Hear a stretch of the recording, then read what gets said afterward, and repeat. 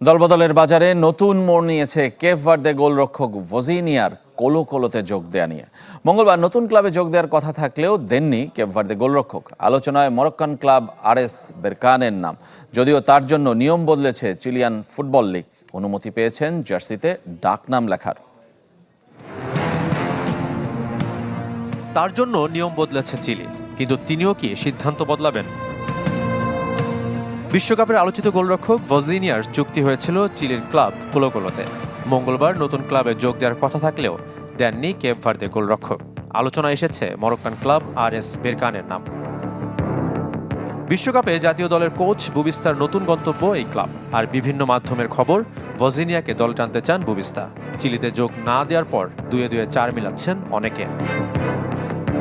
অথচ যে নামে তাকে বিশ্ব চিনেছে সেই নাম রাখতেই নিয়ম পরিবর্তন করেছে চিলির প্রিমিয়ার ডিভিশন ফুটবল লীগ।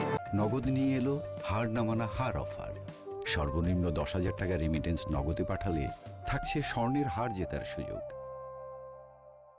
বিশ্বকাপে চমক দেখানো কেপ ভার্দে গোলরক্ষক বিশেষ অনুমতি পেয়েছেন। জার্সিতে এখন লিখতে পারবেন ডাকনাম ভজিনিয়া। চিলি লিগের আগের নিয়ম অনুযায়ী ফুটবলাররা জার্সিতে বাধ্যতামূলকভাবে কেবল বংশগত নাম ব্যবহার করতে পারতেন। তবে 40 বছর বয়সী এই গোলরক্ষকের জন্য দেশটির ক্লাবগুলো একযোগে নিয়ম পরিবর্তন করেছে।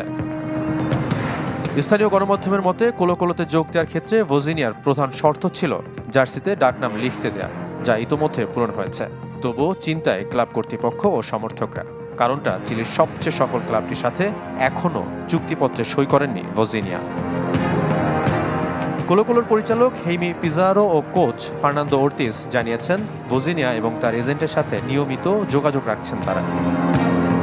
ভজিনিয়া কোলোতে খেলতে দারুণ উৎসাহী এবং খুব দ্রুতই ব্যক্তিগত সমস্যা কাটিয়ে তিনি যোগ দেবেন।